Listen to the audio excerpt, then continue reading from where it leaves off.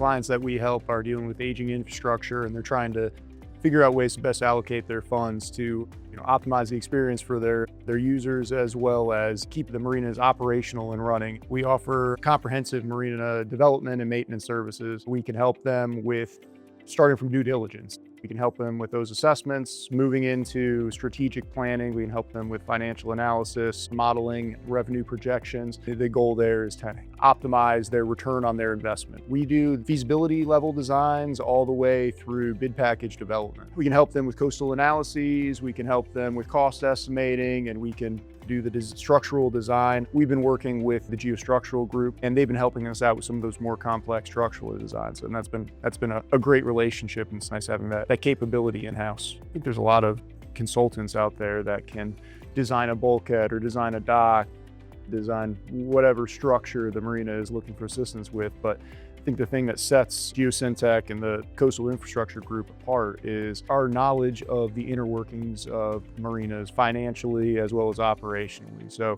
we can really help them to maximize the return of the investment on their infrastructure projects.